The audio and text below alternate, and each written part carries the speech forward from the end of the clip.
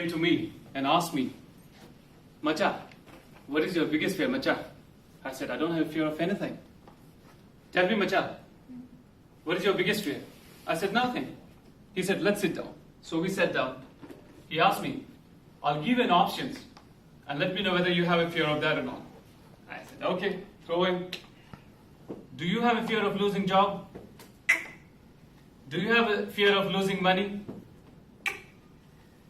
How about your wife? Repeat your question.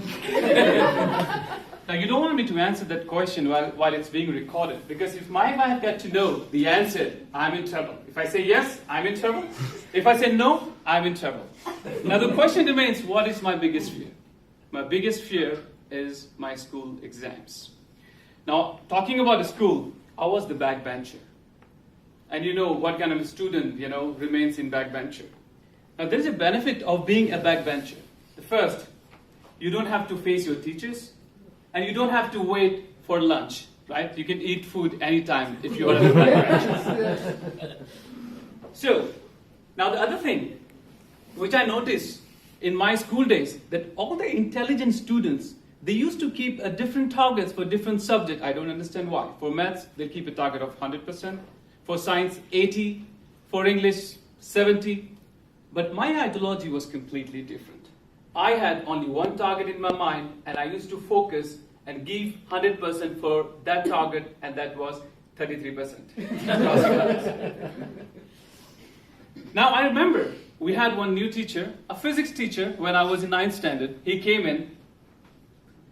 Students, I'm your new physics teacher, and today I'm going to see who is the smartest of you. So I have a prepared test ready for you guys, and I'll see how much you score. I was at the back bench. I asked my friend, hey, you know anything about physics? 1 or 2. Cool. The reason, I knew that I won't score 0, and my job was done. Anything more than 0 was pretty okay. So we had a test. Next day he came with the results. He had the results in hand. He said, student, one of you did amazing. That person scored 24 out of 30. And the paper which I created was one of the toughest. And his name is Jasmine Verghese. And I was like, what? And that wasn't it. All the students who were sitting in front of me, they looked at me like this. And trust me, that expression was not the expression of wow. It was the expression of how.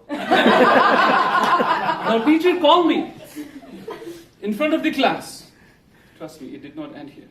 He held me like this, and he said, he is a future of India. Wow. He is a future of physics. Woo. He is a future of this school. And I was like, oh boy.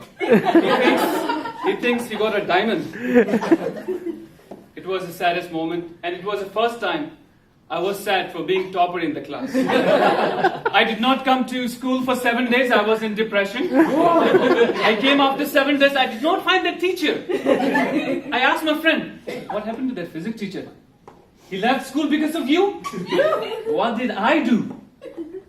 He got to know your actual talent, and he was very depressed. He left it. Really? And I don't know what happened to that teacher. Someone told me that he left teaching and he is no more into the teaching business after that. Now, as I mentioned, exam was my biggest fear. Now, it was not the exam which creates fear within you. It's the environment which gets created during the exam creates, fear within you. Now this. During the exam, you find your friend has completed 10 chapters or revision 10 times. And you haven't started the book. You haven't opened the book yet.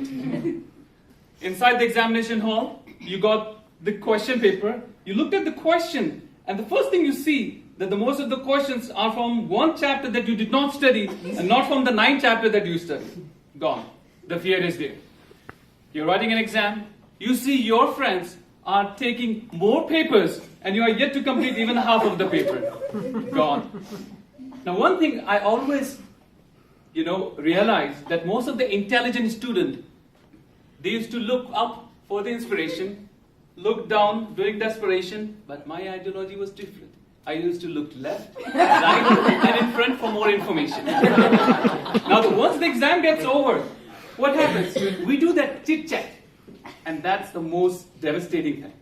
I remember a moment when one of my friends was talking with other friend, and unfortunately I was there. He asked, hey, what was the answer of that number, question number 4? 2.5. 2.3. Let's check with Jasmine. Jasmine, what was your answer? 2500.6. I knew I did not answer well. So those things happen, immediately after the exam.